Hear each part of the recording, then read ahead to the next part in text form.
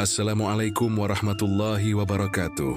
Halo teman-teman semua, selamat datang kembali di channel ini. Terima kasih untuk kalian yang selalu setia menonton dan mendukung setiap cerita yang kami sajikan.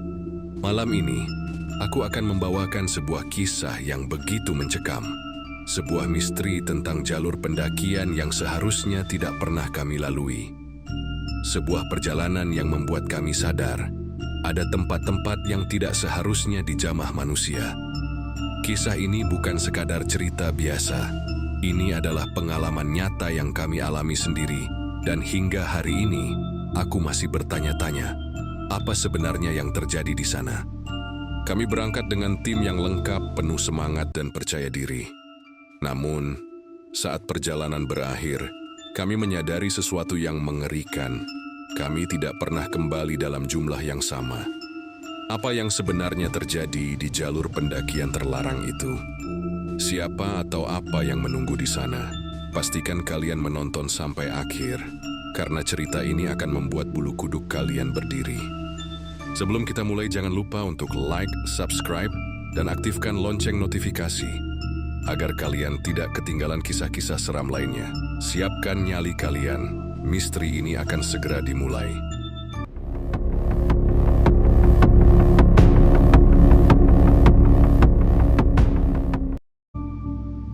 Malam itu, langit begitu kelam. Tidak ada bintang, tidak ada cahaya bulan. Seolah alam sengaja menyembunyikan sesuatu di balik kegelapannya. Angin dingin berhembus perlahan, menyelinap di antara pepohonan yang menjulang tinggi, menciptakan suara gemerisik samar yang entah berasal dari daun kering atau sesuatu yang lain. Kami 5 orang pendaki berdiri di depan gerbang kayu yang sudah lapuk, menandai awal dari jalur pendakian yang nyaris tidak pernah dilalui orang. Tulisan di papan tua itu sudah hampir tidak terbaca, tertutup lumut dan coretan tak beraturan. Namun satu kalimat masih bisa terlihat jelas, seakan menjadi peringatan terakhir sebelum seseorang melangkahkan kaki ke dalam. Dilarang mendaki setelah matahari terbenam. Kami saling berpandangan, ragu sejenak. Tapi seperti kebanyakan anak muda yang haus akan tantangan, larangan justru terasa seperti undangan yang menggoda. Ini pasti cuma mitos. Banyak gunung juga punya aturan kayak gini kan? Biasa, biar tambah serem, kata Arman, si pemimpin tim kami. Ia tertawa kecil mencoba mencairkan suasana.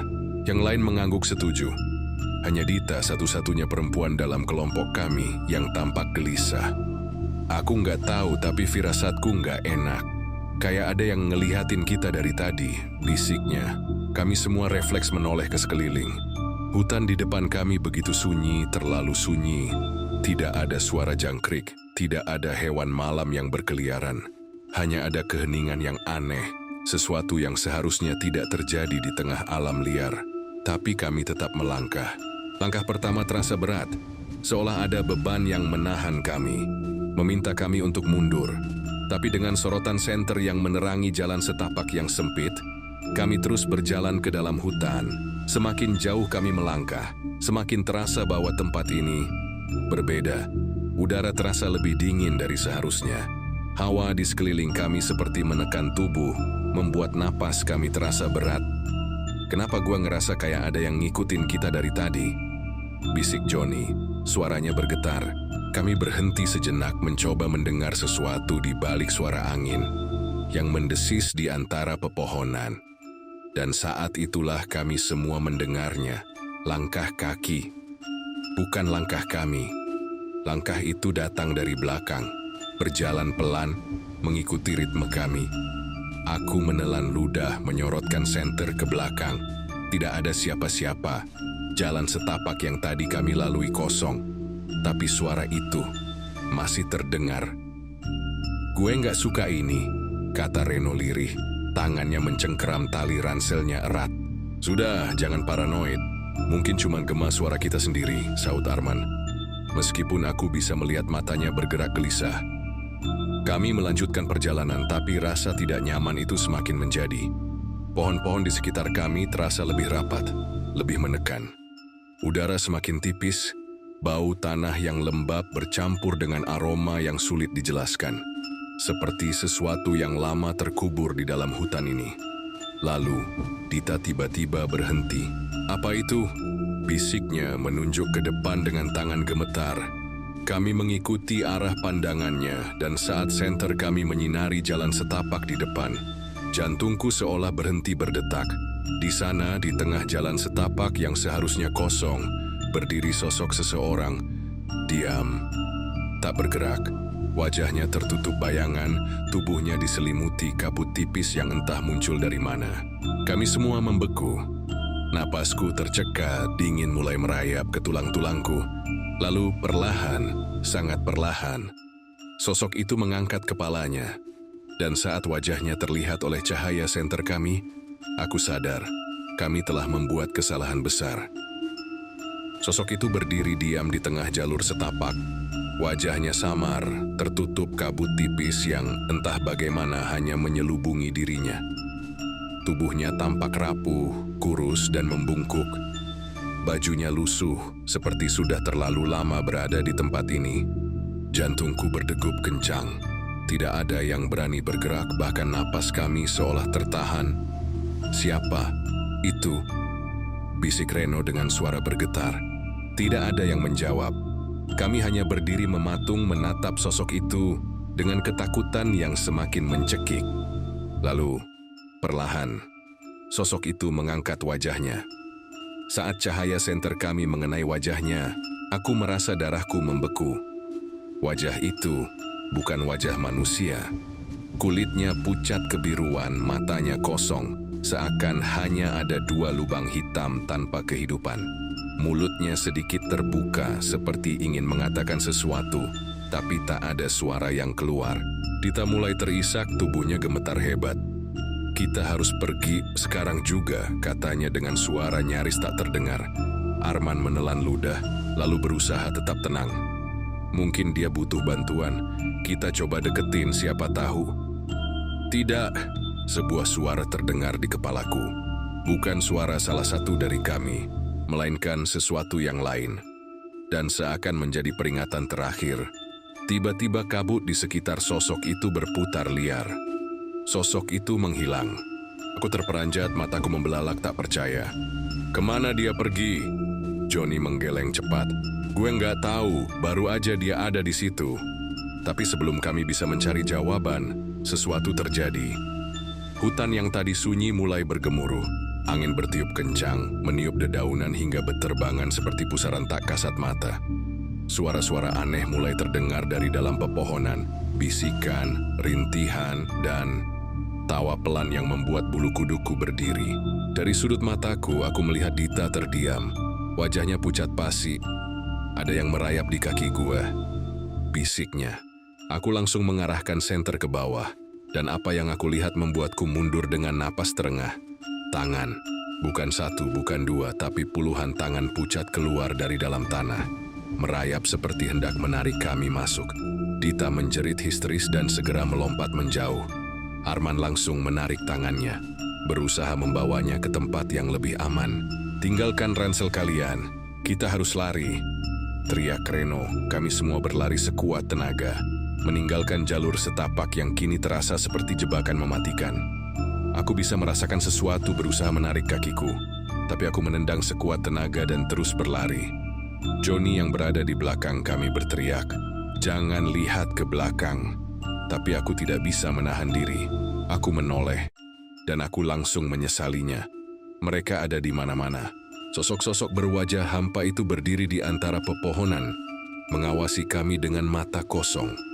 Beberapa dari mereka bergerak perlahan, seperti mencoba mendekati kami.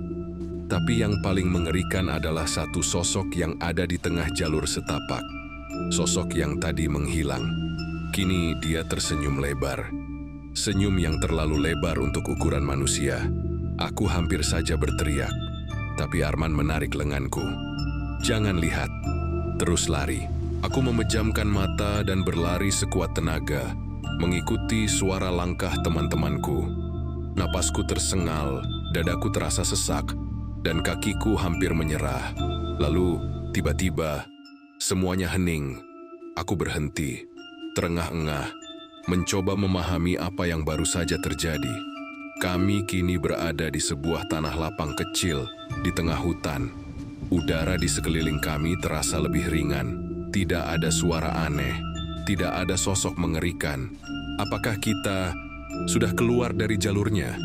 Tanya Johnny mencoba mengatur napam. Arman menyalakan GPS di ponselnya, tapi wajahnya langsung berubah pucat. Ini nggak mungkin.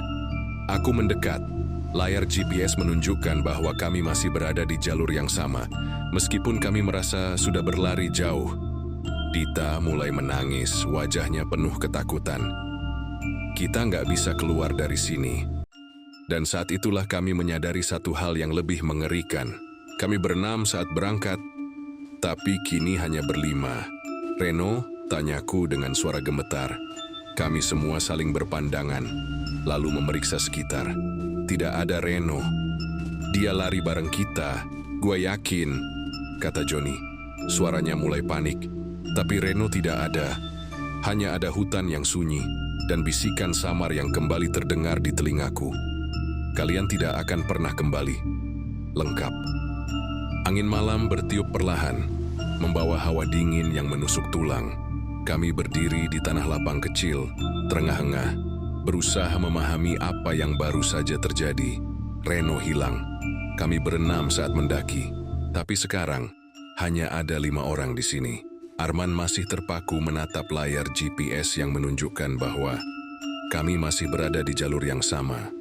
Seolah-olah perjalanan kami tadi tidak pernah terjadi. Ini nggak masuk akal, gumamnya. Dita duduk di tanah memeluk lututnya. Bahunya bergetar dan aku bisa mendengar isak tangisnya yang tertahan. Dia pasti masih di sekitar sini, kan? Suaraku nyaris tak terdengar, berusaha meyakinkan diri sendiri. Johnny menggeleng cepat. Gue nggak tahu, tapi kita harus cari dia. Kami saling berpandangan, tahu bahwa waktu terus berjalan, dan semakin lama Reno menghilang, semakin kecil kemungkinan kami menemukannya. Namun, ada satu hal yang lebih mengganggu. Mengapa Reno bisa hilang begitu saja? Aku mencoba mengingat kembali detik-detik sebelum kami sampai di sini.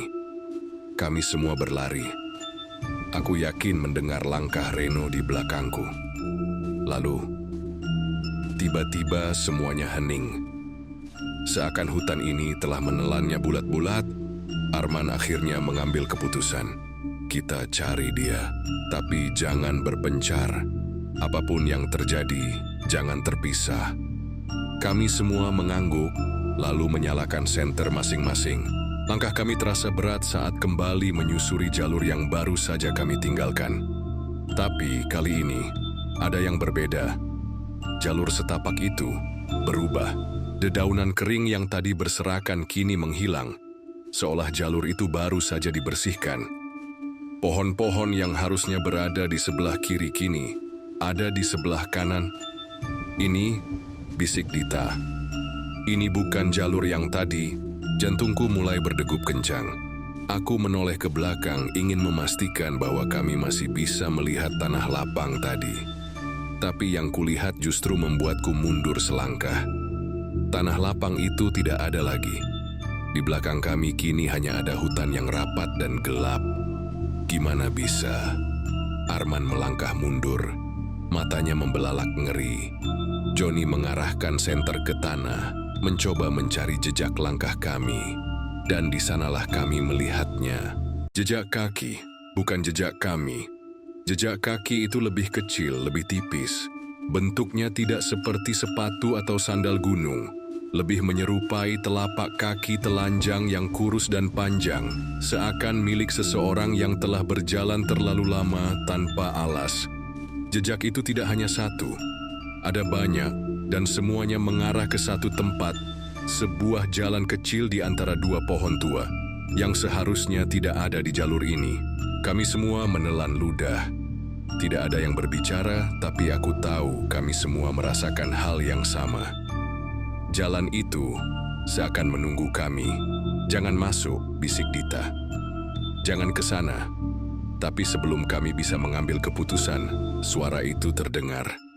Tolong, Suara yang nyaris tidak terdengar. Suara yang familiar. Aku merasakan bulu kuduku berdiri. Itu suara Reno. Tolong aku. Suaranya terdengar putus-putus, lemah, seperti seseorang yang kehabisan tenaga. Aku dan Arman saling berpandangan. Itu benar-benar suara Reno. Tunggu, ini bisa aja jebakan, kata Johnny cepat. Tapi kalau itu benar Reno, kita nggak bisa ninggalin dia. Balasku, Arman mengepalkan tangannya, lalu menghela napas. Kita tetap pada rencana, jangan berpencar. Dengan langkah berat kami memasuki jalur sempit itu. Suasana berubah drastis. Udara terasa lebih dingin, lebih lembab. Pohon-pohon di sekitar kami memiliki batang yang lebih besar, dengan akar yang mencuat dari tanah seperti tangan-tangan yang berusaha keluar dari dalam bumi. Langkah kami terhenti saat kami melihatnya. Di depan sana ada sebuah pondok tua. Dindingnya terbuat dari kayu yang hampir hancur. Atapnya miring, ditumbuhi lumut. Jendelanya tertutup, tetapi tirai di dalamnya bergoyang perlahan. Seperti ada seseorang yang mengintip dari dalam. Tolong, suara Reno kembali terdengar. Lebih dekat, Dita menggenggam lenganku erat. Aku bisa merasakan tubuhnya gemetar. Kita harus masuk, bisikku. Arman mengangguk. Dengan hati-hati, ia mendorong pintu kayu yang lapuk itu. Pintu terbuka perlahan, mengungkapkan kegelapan pekat di dalamnya. Kami menyorotkan senter ke dalam. Debu berterbangan di udara, menciptakan bayangan-bayangan aneh di dinding yang retak. Bau busuk menyengat hidungku, seperti sesuatu yang telah membusuk selama bertahun-tahun. Dan di tengah ruangan itu, kami melihatnya. Reno. Ia duduk di sudut ruangan, punggungnya menghadap kami. Tubuhnya kotor, pakaiannya compang-camping. Aku merasakan lega sejenak. Reno, aku hendak melangkah mendekat tapi Johnny menarik lenganku. Tunggu, aku menoleh, melihat ekspresi ngerinya. Kenapa? Johnny menyorotkan senter ke arah kaki Reno. Dan saat itulah aku menyadari sesuatu yang membuat napasku tercekat. Reno tidak memiliki bayangan. Aku membeku. Pelan-pelan Reno menoleh ke arah kami. Dan saat wajahnya terlihat, itu bukan wajah Reno yang aku kenal. Matanya kosong, wajahnya terlalu pucat, bibirnya tersenyum terlalu lebar, mulutnya bergerak, mengeluarkan suara yang tak seharusnya bisa keluar dari seorang manusia. Kalia akhirnya datang. Udara di dalam pondok itu terasa lebih berat, seakan memenuhi paru-paru kami dengan sesuatu yang tidak terlihat. Cahaya senter kami menyorot wajah Reno, atau makhluk yang menyerupainya. Senyumnya terlalu lebar. Bibirnya seakan tertarik hingga ke pipinya. Matanya kosong tanpa emosi, namun ada sesuatu yang menjalar dari dalamnya. Sebuah kehampaan. Kalian akhirnya datang. Suaranya menggema di ruangan kecil itu, namun terdengar seperti berasal dari berbagai arah. Kumundur selangkah, tubuhku kaku. Reno? Suara Arman terdengar ragu. Makhluk itu masih tersenyum. Terlalu lama, terlalu lebar. Lalu, ia tertawa. Ha, ha, ha. Suara tawa yang aneh. Datar, seperti rekaman rusak yang terus berulang. Dita menutup telinganya, tubuhnya gemetar. Itu bukan Reno. Bisiknya dengan suara parau. Dan aku sadar, dia benar. Reno yang kami kenal tidak akan pernah tertawa seperti itu. Tawa itu berhenti tiba-tiba. Seakan ada seseorang yang menekan tombol pause. Wajahnya kembali datar. Matanya menatap kami satu persatu. Kemudian ia berdiri. Gerakannya aneh, kaku. Seperti boneka yang ditarik oleh benang tak terlihat. Setiap sendinya berbunyi pelan, seperti kayu tua yang melengkung. Aku bisa mendengar napas Arman semakin berat di sebelahku. Johnny menelan ludah, tangannya mencengkeram senter lebih erat. Makhluk itu mengangkat satu tangannya perlahan. Tangannya gemetar, kulitnya terlihat lebih pucat dibandingkan sebelumnya. Lalu ia menunjuk ke belakang kami, ke pintu yang tadi kami lewati. Tak ada yang berani menoleh, hanya ada keheningan. Keheningan yang semakin mencekik. Sampai akhirnya sesuatu berbisik tepat di telingaku. Keluar sebelum dia datang. Aku membeku. Itu bukan suara makhluk di depan kami. Itu suara lain, lebih kecil, lebih halus, lebih takut. Dita menjerit. Aku menoleh panik mengikuti arah pandangannya. Di balik jendela pondok yang tertutup tirai kumal itu, aku melihatnya. Seseorang, tidak, sesuatu. Siluetnya tinggi, lebih tinggi dari manusia biasa. Kepalanya hampir menyentuh atap pondok. Tubuhnya terlalu kurus, tangannya panjang dengan jari-jari yang mencuat tajam. Dan yang paling mengerikan, ia tidak memiliki wajah. Aku merasakan darahku membeku. Johnny menggumamkan doa, sementara Arman meraih tanganku dengan cengkraman yang kuat. Kita harus keluar dari sini, sekarang. Tanpa berpikir panjang, aku mengangguk. Kami bergerak cepat menuju pintu. Tetapi suara di belakang kami membuat langkah kami terhenti. Kerak. Kami menoleh. Reno mulai bergerak. Tubuhnya bergetar, lehernya perlahan miring ke samping dengan suara tulang yang retak. Senyumnya semakin lebar. Tangannya mulai meraih ke arah kami. Ayo, cepat! Arman menarik tanganku. Kami berlari keluar pondok, menerjang kegelapan. Dita menangis. Johnny menggumamkan sesuatu yang tidak kupahami. Aku bahkan tidak berani menoleh ke belakang. Tapi aku bisa merasakannya. Sesuatu mengejar kami. Bukan hanya satu, lebih dari satu. Suara langkah-langkah cepat terdengar dari segala arah. Daun-daun berjatuhan, ranting-ranting patah di sekitar kami. Dan kemudian suara itu terdengar. Kalian tidak boleh pergi. Suaranya menyerupai bisikan yang terbawa angin, namun bergema di telinga kami dengan jelas. Langkahku semakin cepat. Aku merasa lututku hampir lemas, tapi aku tahu kami tidak bisa berhenti. Di depan, aku melihatnya, cahaya redup dari jalur utama yang tadi kami tinggalkan. Kami sudah hampir sampai, tapi tepat saat kami melewati batas pohon terakhir, suara itu berubah menjadi jeritan. Jeritan panjang yang terdengar seperti ribuan orang berteriak bersamaan. Lalu, semuanya hening. Kami terhuyung keluar dari hutan, terengah-engah. Saat menoleh ke belakang, tidak ada apa-apa. Hanya pepohonan yang bergoyang pelan ditiup angin. Seolah-olah tidak pernah terjadi apa-apa. Namun kami tahu, hutan itu telah menelan sesuatu dari kami. Dan mungkin kami tidak akan pernah bisa kembali seperti sebelumnya. Angin gunung berembus dingin, menusuk hingga ke tulang. Aku masih terengah-engah, lututku hampir tidak mampu menahan berat tubuhku. Kami sudah keluar dari jalur terlarang itu. Atau setidaknya begitulah yang kami pikirkan. Dita masih menangis terisak. Arman berusaha menenangkan dengan menepuk pundaknya pelan, meskipun aku tahu tangannya sendiri gemetar. Johnny terduduk di tanah, matanya kosong, seakan pikirannya masih tertinggal di dalam pondok menyeramkan itu. Aku sendiri mencoba mengatur napas, tapi semakin aku mencoba berpikir jernih, semakin aku merasa ada yang salah. Suasana terasa terlalu hening, terlalu sepi untuk sebuah jalur pendakian yang seharusnya masih dekat dengan jalur utama. Aku menoleh ke kanan dan kiri. Pohon-pohon di sekitar kami menjulang tinggi, cabang-cabangnya saling bersilangan seperti tangan yang mencoba menangkap sesuatu. Apa? Kita benar-benar sudah keluar dari sana? Tanyaku, suara lirih namun bergetar. Arman mengangguk cepat, meski jelas ia sendiri tidak yakin. Johnny masih terdiam, lalu tiba-tiba berbisik. Aku merasa kita belum benar-benar keluar.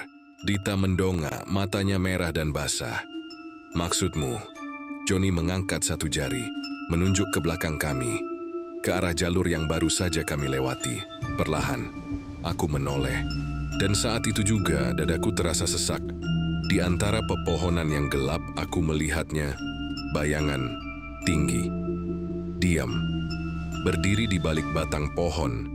Aku tidak bisa melihat wajahnya. Atau mungkin ia memang tidak punya wajah.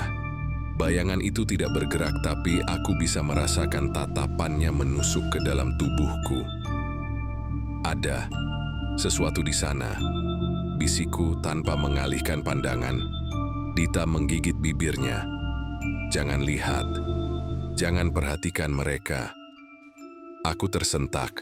Mereka, Dita menutup matanya erat-erat. Tubuhnya bergetar, tangannya menggenggam lenganku kuat-kuat. Aku kembali menoleh ke arah pepohonan. Dan saat itulah aku melihatnya. Bukan hanya satu. Ada banyak. Bayangan-bayangan itu berdiri di antara pepohonan, diam seperti patung.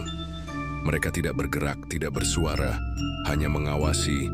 Jantungku berdegup kencang. Jangan lihat mereka. Ulang Dita dengan suara tercekat, tapi terlambat. Salah satu bayangan itu melangkah keluar dari balik pohon. Langkahnya pelan, nyaris tanpa suara. Tubuhnya tinggi, lebih tinggi dari manusia normal, dan kulitnya gelap seperti malam tanpa cahaya. Aku tidak bisa berpaling. Mata atau apapun yang ia gunakan untuk melihat terasa begitu tajam, menusuk hingga ke jiwaku. Bayangan itu berhenti hanya beberapa langkah di depan kami. Keheningan terasa semakin menyesakkan, senyum yang tidak seharusnya ada di wajahnya. Lari, bisik Johnny. Aku tidak tahu siapa yang bergerak lebih dulu, tapi dalam hitungan detik, kami semua sudah berlari. Dita berteriak, Arman menarik lengannya agar tidak terjatuh. Aku berlari sekuat tenaga, meski tubuhku sudah nyaris menyerah. Tapi kemudian, aku mendengar langkah kaki di belakang kami. Bukan hanya langkah kami, sesuatu berlari mengejar. Napas kami tersengal. Johnny sempat terjatuh, tapi Arman dengan cepat menariknya bangun. Di depan, aku melihatnya, jalur utama. Cahaya remang dari lampu kecil di pos pendakian terlihat dari kejauhan. Sedikit lagi,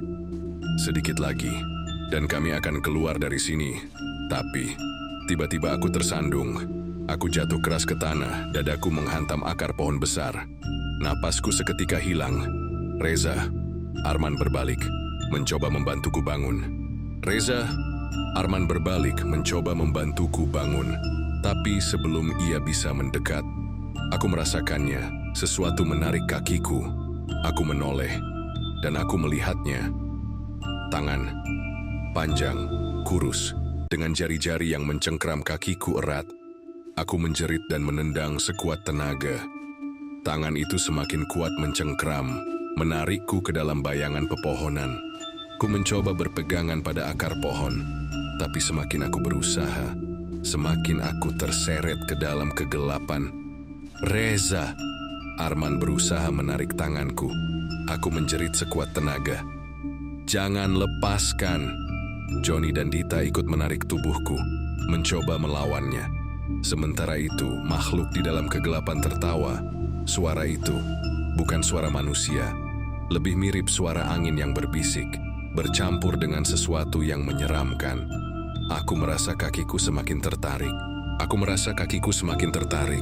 Aku hampir terhisap masuk, tapi tiba-tiba terdengar suara azan dari kejauhan. Allahu Akbar. Allahu Akbar. Tangan yang mencengkramku mendadak melemah. Jeritan terdengar dari dalam kegelapan. Kesempatan ini tidak kami sia-siakan. Dengan seluruh tenaga yang tersisa, kami menarik tubuhku keluar. Dan begitu aku berhasil bebas, kami langsung berlari tanpa menoleh ke belakang. Jalur utama semakin dekat. Aku bisa melihat pos pendakian dengan jelas. Dan akhirnya, kami menerobos keluar dari hutan itu. Begitu kami sampai di pos pendakian, seorang penjaga yang sudah tua menatap kami dengan raut wajah cemas. "Kalian dari mana?" tanyanya dengan suara parau. Kami semua terdiam, menatap satu sama lain sebelum akhirnya aku menjawab dengan suara gemetar. Dari jalur yang seharusnya tidak boleh kami lewati. Udara malam di pos pendakian terasa lebih hangat dibanding jalur gunung yang baru saja kami tinggalkan, tapi entah kenapa tubuhku masih menggigil. Kami duduk di bangku kayu panjang, tepat di depan pos kecil yang diterangi lampu temaram. Kaki-kaki kami lemas, napas masih tersengal. Penjaga pos yang sudah tua itu menuangkan teh hangat ke dalam gelas-gelas kecil, suaranya lirih ketika bertanya, "Kalian melewati jalur itu?" Tak ada dari kami yang langsung menjawab. Joni hanya menunduk, tangannya menggenggam gelas teh erat tapi tak kunjung menyesapnya. Dita masih terisak, wajahnya pucat pasi. Arman tampak tegang. Sementara aku mencoba mencari kata-kata yang tepat, akhirnya aku mengangguk. Penjaga pos itu menarik napas dalam-dalam, matanya menerawang ke dalam gelapnya malam. Seolah sedang mengingat sesuatu. Sudah banyak yang kuperingatkan. Tapi tetap saja ada yang melanggar, gumamnya lirih. Kami saling bertatapan. Aku akhirnya memberanikan diri bertanya, apa sebenarnya yang ada di jalur itu, Pak? Penjaga pos itu menatapku lama, lalu beralih menatap gelas tehnya, seakan ragu untuk berbicara. Suasana semakin hening. Hanya terdengar suara jangkrik dan desir angin yang mengelus pepohonan. Akhirnya, pria tua itu menghela napas berat, lalu mulai bercerita. Dulu, jalur itu adalah jalur utama. Nada suaranya berubah lebih rendah, seakan membawa kami ke dalam kenangan kelam yang tersembunyi di balik gunung ini. Jalur itu sering digunakan pendaki karena jalurnya lebih singkat, meskipun cukup curam. Sampai suatu hari, sesuatu terjadi. Kami semua menahan napas. Belasan tahun lalu, ada rombongan pendaki yang mendaki lewat jalur itu. Mereka berangkat pagi dan berencana turun sore harinya. Tapi mereka tidak pernah kembali. Dada kami semakin sesak. Mereka menghilang? Tanya Joni pelan. Penjaga pos mengangguk. Tim SAR dikerahkan. Mereka menyisir jalur itu selama berhari-hari dan akhirnya menemukan sesuatu. Aku menelan ludah. Apa yang ditemukan? Pria tua itu memejamkan matanya sejenak, lalu berkata lirih, hanya peralatan mereka, tapi tidak ada tubuhnya. Darahku langsung berdesir. Dita kembali menutup wajahnya dengan kedua tangan. Arman terdiam kaku. Tak satu pun dari mereka ditemukan. Suaraku hampir berbisik. Penjaga pos menggeleng pelan. Tidak. Yang tersisa hanyalah tas-tas mereka, beberapa pakaian, dan sesuatu yang membuat bulu kuduk merinding. Kami menunggu dengan napas tertahan. Penjaga pos menatap kami satu persatu lalu melanjutkan. Di beberapa batang pohon di sekitar lokasi mereka terakhir terlihat, ada coretan-coretan aneh. Tulisan seperti pesan terakhir. Mataku membesar. Apa yang mereka tulis? Tanya Joni. Suaranya gemetar. Penjaga pos terdiam lama sebelum akhirnya menjawab, kami tidak sendiri. Henning, Dita mulai menangis lagi. Arman memegang kepalanya, seakan sulit memproses apa yang baru saja didengar. Aku sendiri merasa tenggorokanku kering. Kami tidak sendiri. Gumamku mengulang kata-kata itu. Tulisan itu seperti diukir paksa ke batang pohon, seolah-olah mereka menuliskannya dengan benda tajam, seperti paku atau pisau kecil. Penjaga pos melanjutkan dengan suara lebih pelan. Setelah kejadian itu, jalur itu resmi ditutup, tapi tetap saja beberapa orang nekat melaluinya. Ia menatap kami tajam, dan setiap kali ada yang melanggar, pasti ada kejadian aneh. Kami semua tercekat. Ada yang mendengar suara langkah di belakang mereka, padahal mereka berjalan sendirian. Ada yang melihat bayangan berdiri di antara pepohonan, dan ada yang bahkan menghilang begitu saja. Punggungku terasa dingin. Semua kejadian yang kami alami tadi, semuanya mulai masuk akal sekarang. Aku ingin menyangkal, ingin percaya bahwa mungkin kami hanya berhalusinasi karena kelelahan. Tapi, aku tahu itu bukan halusinasi. Aku merasakan kehadiran mereka. Mereka benar-benar ada. Penjaga pos kembali menuang teh ke dalam gelas kami. Ia menatapku dalam-dalam sebelum berkata, kalian beruntung masih bisa keluar dari sana.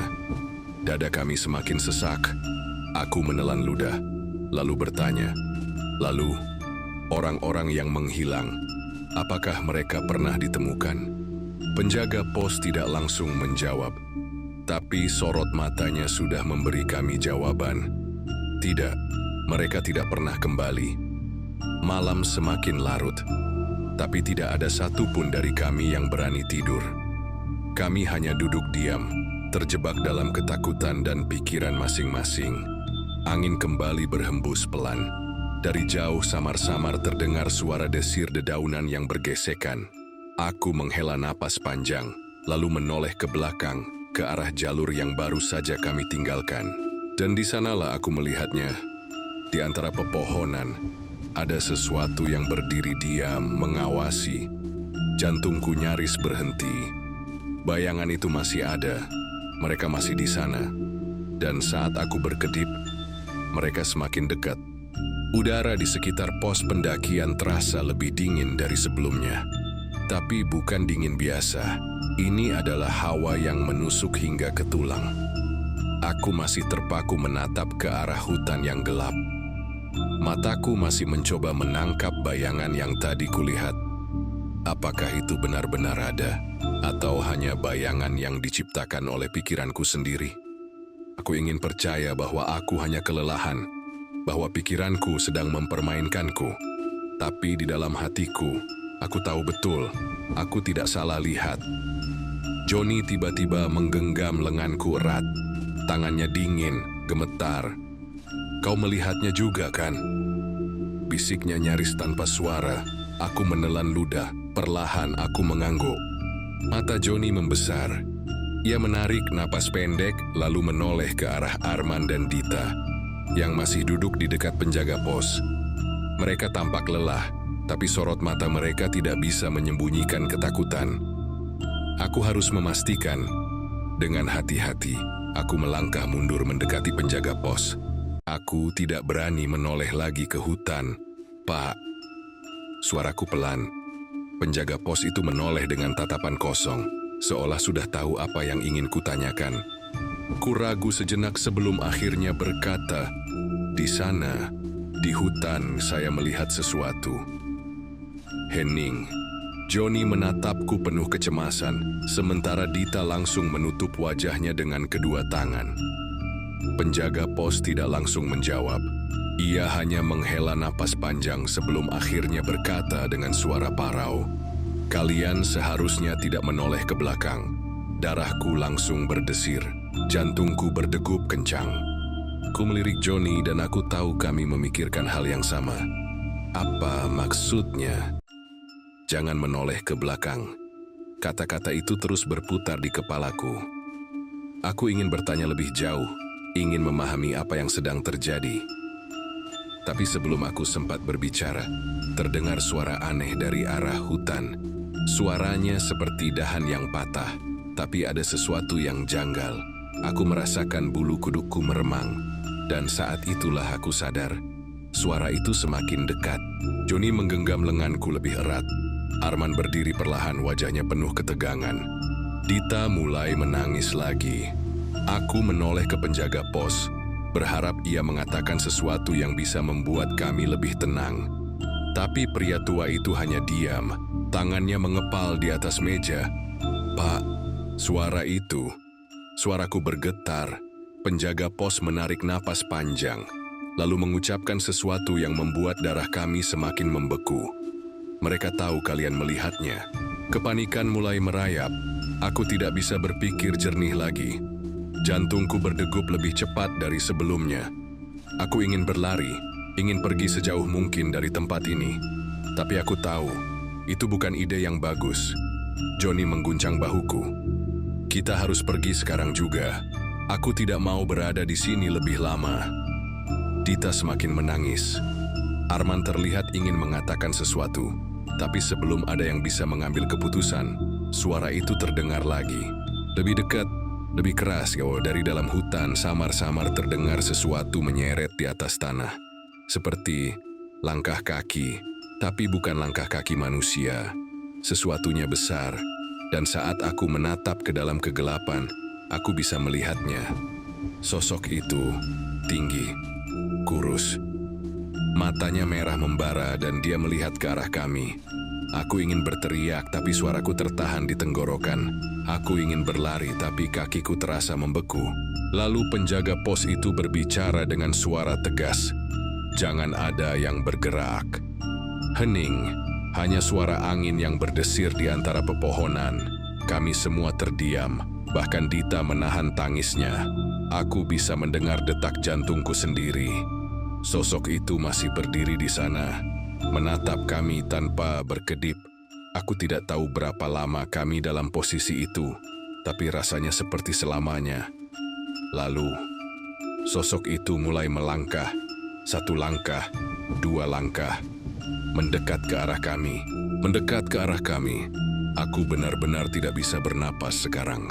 Penjaga pos mengangkat tangannya perlahan, seolah memberi isyarat agar kami tetap diam. Jantungku berdegup semakin kencang. Aku merasa akan pingsan kapan saja, tapi tiba-tiba sesuatu terjadi. Sosok itu berhenti, matanya masih menatap kami, dan tanpa peringatan, dia menghilang ke dalam kegelapan. Hening kembali menyelimuti kami. Tidak ada yang berani bicara, tidak ada yang berani bergerak. Kami hanya berdiri di sana, membiarkan ketakutan menyelimuti tubuh kami. Lalu penjaga pos akhirnya berkata, dengan suara yang lebih pelan dari sebelumnya, "Malam ini, kalian harus tetap di sini. Jangan pergi kemana-mana, dan apapun yang terjadi, jangan keluar sebelum matahari terbit." Kami semua mengangguk tanpa bertanya lagi. Kami tahu bahwa malam ini belum berakhir, dan kami tahu mereka masih mengawasi. Suasana di pos pendakian semakin mencekam. Api unggun di tengah pos berkobar kecil, nyaris mati. Dita duduk di sudut dengan wajah tertutup kedua tangannya. Arman mondar-mandir, sementara Joni masih mencengkeram lenganku dengan erat. Aku menatap penjaga pos. Wajahnya masih tanpa ekspresi, tetapi ada sesuatu dalam sorot matanya yang membuatku merinding, seolah ia menyembunyikan sesuatu yang lebih mengerikan. Kalian tetap di sini. Jangan melakukan apapun yang bisa menarik perhatian mereka. Suara penjaga pos terdengar dalam, nyaris seperti bisikan. Aku menelan ludah. Mereka masih di sini? Tanyaku dengan suara bergetar. Penjaga pos itu tidak menjawab. Ia hanya menatap keluar ke arah hutan yang semakin gelap. Di kejauhan, angin berdesir lembut di antara pepohonan. Suaranya terdengar aneh, hampir seperti bisikan. Aku mencoba berpikir jernih. Tidak mungkin kami harus berdiam diri di sini semalaman tanpa tahu apa yang sebenarnya sedang terjadi. Aku menoleh ke Joni dan Arman, mencari kepastian. Arman akhirnya angkat bicara. Suaranya pelan tapi penuh ketegangan. "Kita tidak bisa hanya diam di sini. Bagaimana kalau mereka datang lagi?" Dita tersentak. Tangisnya kembali pecah. Aku merasakan tenggorokanku mengering. Aku ingin menjawab, tetapi sebelum sempat berbicara, tiba-tiba terdengar sesuatu dari dalam hutan. Suara itu, langkah itu. Aku langsung menegang. Joni mencengkeram bahuku lebih erat. Dita menutup mulutnya dengan kedua tangan, berusaha menahan suara tangisnya. Aku menoleh perlahan ke arah hutan. Nafasku tertahan. Di balik pepohonan, bayangan itu muncul lagi. Sosok tinggi dengan tubuh kurus kering. Mata merah menyala menatap lurus ke arah kami. Kali ini dia lebih dekat. Arman mundur selangkah. "Kita harus pergi dari sini," bisiknya. Penjaga pos menggeleng cepat. "Tidak. Jika kalian lari, mereka akan mengejar. Dan saat itu terjadi, kalian tidak akan selamat." Darahku membeku. Lalu, sesuatu yang lebih mengerikan terjadi. Dari dalam hutan, muncul sosok lainnya. Bukan hanya satu, ada banyak. Bayangan mereka tampak jelas di balik pepohonan, berdiri diam, hanya mengawasi kami. Aku tidak bisa bernapas. Kami dikepung. Aku mencoba berpikir jernih, tetapi kepanikanku semakin menjadi. Aku ingin lari, tetapi kemana? Joni berbisik di telingaku. Suaranya penuh ketakutan. "Kita tidak bisa terus seperti ini. Kita harus mencari jalan keluar." Ku menoleh ke penjaga pos, berharap ada solusi. Namun wajahnya kini tampak lebih serius dari sebelumnya. "Kalian hanya punya satu pilihan," katanya. "Bertahan sampai pagi." Dita menangis semakin keras. Arman tampak ingin berteriak, tetapi ia menahan dirinya. Tiba-tiba angin bertiup kencang, menerbangkan abu dari api unggun yang nyaris mati. Dan saat itu, sesuatu mulai bergerak dari dalam hutan. Bukan hanya berdiri diam, mereka mulai melangkah. Mereka datang ke arah kami. Penjaga pos segera menarik sesuatu dari balik jaketnya. Sebuah pisau besar berukir. "Kalian harus tetap di belakangku," katanya tegas. Aku tidak bisa berpikir. Semua terjadi begitu cepat. Johnny menarik tanganku, memaksaku untuk tetap di tempat. Dita sudah hampir pingsan, sementara Arman berdiri dengan rahang mengeras, berusaha menahan ketakutannya. Dan kemudian, mereka sampai di depan pos. Aku bisa melihatnya lebih jelas sekarang. Mereka tidak sepenuhnya manusia. Kulit mereka pucat, hampir transparan. Mata mereka kosong, hanya berisi kegelapan. Beberapa di antara mereka memiliki luka menganga di tubuh mereka, seolah mereka bukan lagi makhluk hidup. Mereka tidak berbicara, tidak bersuara. Mereka hanya menatap kami. Aku merasakan lututku lemas. Aku ingin berteriak, tetapi tidak ada suara yang keluar dari mulutku. Tiba-tiba, salah satu dari mereka mengangkat tangannya, menunjuk ke arah kami. Penjaga pos bergerak cepat. Ia menghunus pisaunya dan membacakan sesuatu dengan suara keras. Dalam bahasa yang tidak kukenal, udara di sekitar kami berubah drastis. Angin berputar di sekitar pos, membawa hawa dingin yang menusuk hingga ke tulang. Dan saat itu, makhluk-makhluk itu mulai bergerak mundur. Mereka seolah ragu. Tapi aku tahu, mereka tidak akan pergi begitu saja. Penjaga pos menoleh ke arah kami.